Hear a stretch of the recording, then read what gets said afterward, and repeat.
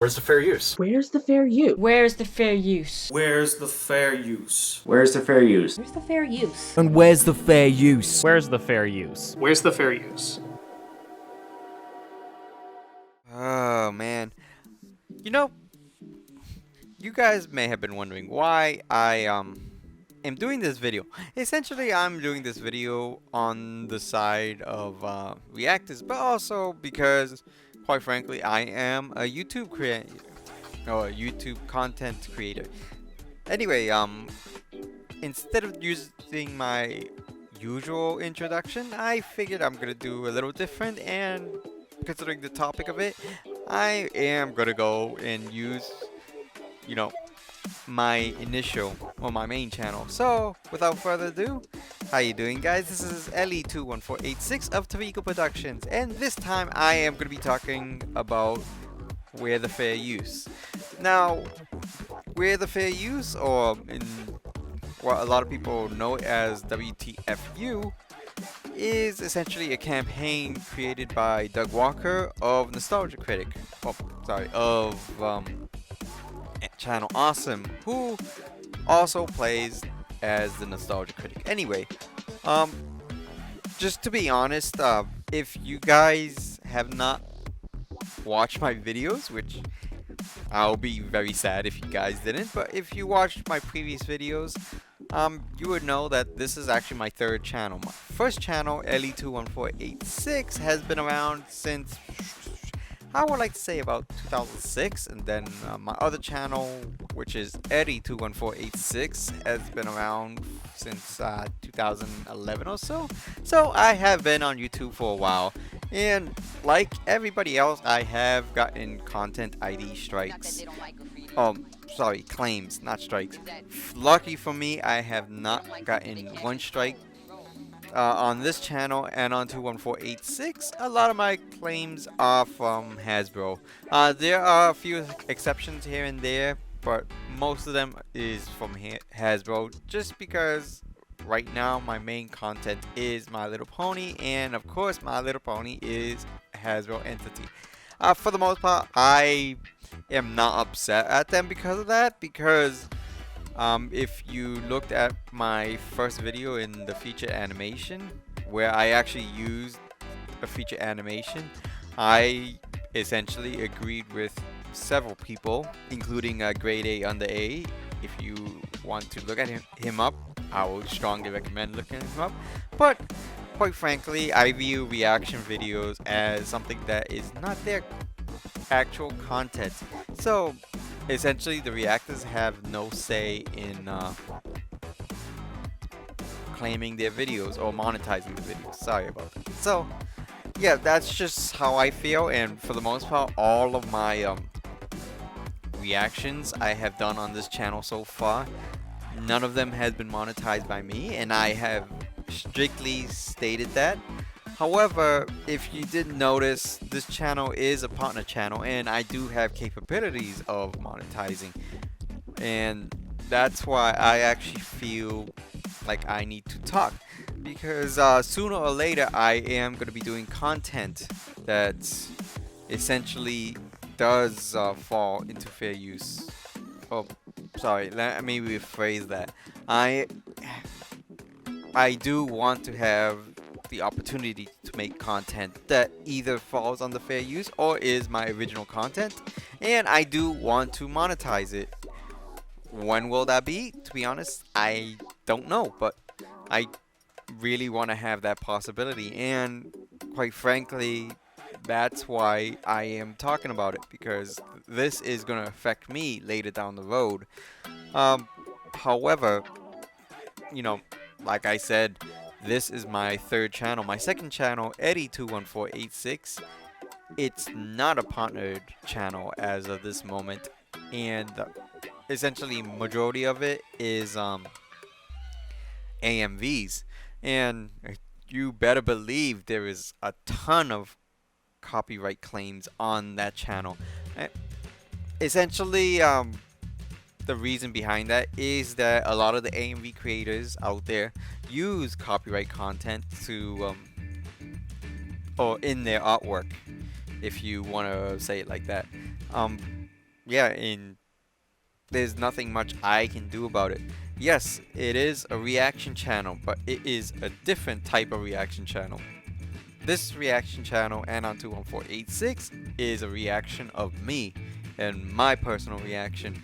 Eddie21486 is basically has a majority of the videos concentrating on the reaction of Anime Boston, and quite frankly, you know, it's two different types of reactions, but at the same time, you know, it falls under the same principle as I said, you know, not content or not monetizing it for personal gain, because technically it's not your content. Now, I'm gonna be honest, AMVs, I think it's a little more tricky because, yes, I do agree, the music or the audio from the AMVs, they completely go to the content creator. However, the anime and the imagery themselves, I think that actually falls on the fair use. And yeah, it's a give or take. I can't really go into it too much just because I can't word it properly, but I will. Continuing on with my statement, let's look at my first channel, Eli21486. And Eli21486 has a lot of content that I recorded personally. Yeah, have I gotten copyright claimed on that channel? Yes, I have. In fact, my first two videos on it was essentially a slideshow using other people's music as the background and matching the slideshow or the presentation with the music. Now, did I get copyright claimed on that? Yes, I did. Did I try to figure out how? Yeah, to be honest, early on, I actually went to the company, or not the company, but I actually sent a message to the artist, and unfortunately the artist said, oh, we do not have rights to that music and you have to go to the company itself, which I believe is EMI. I'm going off the top of my head, but yeah.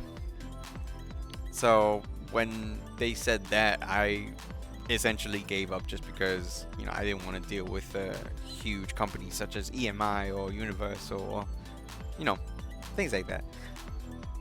Mind you, this was, I believe, in 2008, so it's been a long time. Now, to be honest, a lot of my videos or a lot of my content there are a lot of covers, and yep, surprising enough, covers are considered not fair use. I didn't learn this for a while, but a couple of the covers that I do, oh, no, sorry, not that I do, but I have recorded, actually did get copyright claimed. And quite frankly, I will agree, it was annoying, and it is still annoying. The good thing is that I wasn't planning on monetizing it, but I do have monetizing capabilities. So, yeah, I did encounter a video which was the 4th day of the church's anniversary, and essentially the preacher, I believe, started singing, and sure enough, I got copyright claimed because the preacher started singing and the church's band started playing, and quite frankly, that annoyed me as well. I'm not gonna lie, that's something I wasn't expecting. When I saw the initial copyright claim, I noticed that you know, it was just a few people. I think it was Warren Chappell, UMPI, and I think it was one more, but I can't remember the name. And essentially I said, you know what, I can understand why they copyrighted or they put a claim on this, so I'll let it slide. However, when this whole WTFU moving came up, essentially I looked up and saw that there were others, and to be honest, I have no idea who they are. I mean, I could try, but I don't know who they are, and I have read multiple places saying that they are just there to essentially monetize videos of content that they may or may not own or have rights to do it. And quite frankly, I think that essentially shows not how broken it is, but how easily abused the system is on YouTube. Just because, look, I don't know who these people are. I don't know who these companies are. I cannot find much or many information regarding these companies, and quite frankly, they look like they are multiple companies. It looks like they are essentially not multiple companies, but essentially different departments or different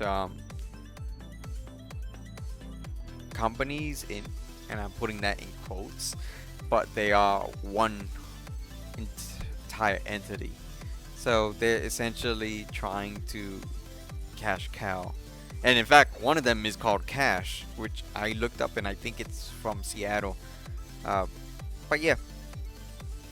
So quite frankly, that's something I can't really say. I mean, do I want to fight those? Yes, I do. However, the way YouTube has set it up is that you can only file a dispute to everybody at once. To be honest, I personally would like to essentially take a claimant and individually, dispute claimants.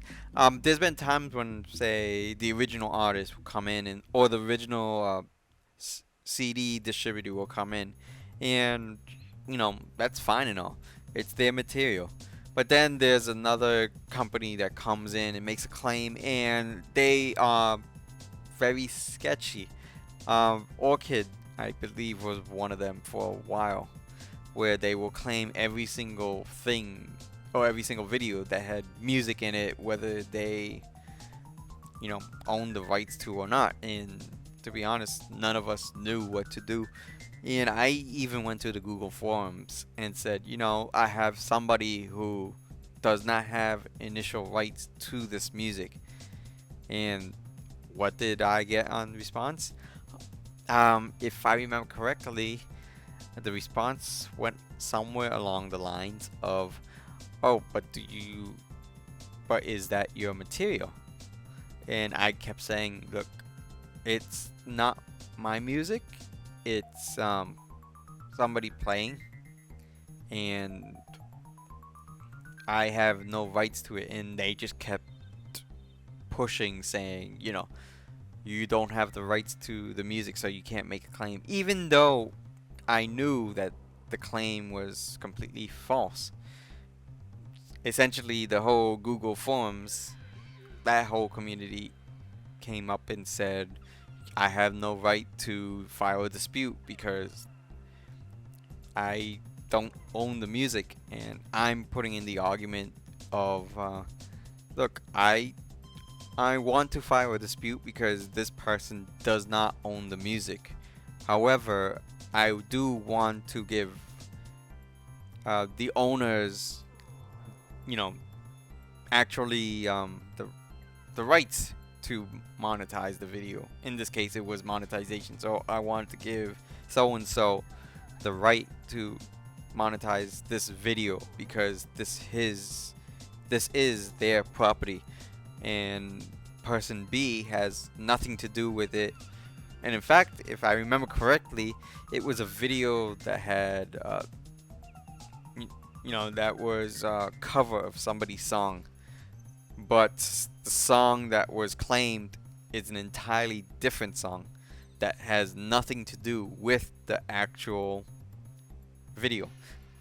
Yeah, I guess I am going on a little bit of a rant, but that's just my experience. And quite frankly, everybody has some kind of experience with this. Shoot, I know plenty of YouTubers out there, including reaction videos, that has this problem. And quite frankly, as I said, I feel reaction videos don't have the right to do it. Oh, well, yeah, not the right, but they don't have the right to monetize the video. However, I do feel that if somebody is trying or put a claim on the video and it's not their property to begin with, then that's where I have an issue, because quite frankly, it's not their property. Anyway, going back on the topic, yes, I do support this movement, and I do support it very much, just because it affects every single YouTuber out there. Yeah, and quite frankly, I do like the idea of what one person said. Let me just find the video real quick. A good thing is I actually made a playlist of things that I wanted to discuss, and this is by somebody named Meinos Kaen. Now, excuse me if I, butchered your name, because it's kind of a spelling that I'm not used to. But he actually made 4 different possible solutions for this whole issue that we have. One of them is due process. Right now, we basically have no way of properly filing a dispute, just because essentially what we have to do is we have to wait after filing a dispute on YouTube's forum. YouTube's formal, their whole procedure. We have to wait 30 days, and then the claimant can either reject or continue it, which, if it's fair use to begin with, then they shouldn't be claiming it, just because it is fair use. The second thing is features. Essentially, one of the things that I believe Doug Walker suggested, and I think everybody agrees that that's a great, that's a great process, or a great thing, is that essentially the money that after the claimant puts in a claim, the money goes into a third party and gets held there until the claim is either processed or disputed, just so that the claimant doesn't get the money I'm having a little trouble speaking. Essentially, the whole process is the money goes to a third party. It could be another account, it could be a pseudo account, but it goes to a third party. It waits there while this whole thing is being processed. If the claimant, is proven to own the video or the rights to the video, then they get the money. But if is proven that they do not own the right and that it is fair use, all that money that's been collected during that time goes back to the creator. Right now, essentially, once this claim has been made, the claimant gets all the profit and the creator gets nothing. And so that's a way to fix that. The third way, which I think everybody agrees, even though it may not be it may not be implemented, but the third way is, in his words, equal power. Now, to be honest, this one can be either way. It could be time to level the playing field, or In his case, it is to limit the strikes and claims. Now, I did not know this, but you can only dispute 3 videos. Yeah, that is actually heavily weighed towards the claimants, just because if you get, say, 8 videos that are claimed on one single day, you can only dispute 3 of them. And essentially, because you have done those 3 of the 3, the other ones you can't do until 30 days after you make it. Until then, you have to wait. Now, a lot of people don't even do that. I have seen multiple people talking about it, that this whole 3 system, when 3 strikes or 3 disputes and 3 strikes, actually affects them, because essentially they have gotten into the habit of only disputing 2 at a time, just so that they don't get the 3 strikes takedown, which every YouTuber out there fears. So yeah, the last one, he says persona non grata, which, to be honest, I have no idea what it is, but it says under his fix, penalties for false claims. And yes, I think penalties for false claims is actually very reasonable. It doesn't even have to be that big. People have been stating this recent court trial, I can't remember the name, so I'm just gonna put it down there, which is that people have to essentially think of fair use before they can file a claim on YouTube. Now, I have been following this lawyer, and he is very interesting. You know what? Before I go any further than that, I'm gonna go back on track, but because I kind of just wandered off there just a little, just because this, I believe, is my longest talk on my channel. So yeah, that's actually new to me. But yeah, what do we got? Shoot, I kind of forgot. So essentially it says penalties for false claimants, and honestly, I do like that. I do like the fact that oh, sorry, I'm not gonna say I do like the fact. I do not like the fact that claimants can go out there, make claims whether it's theirs or not, and essentially get no repercussions for false claims.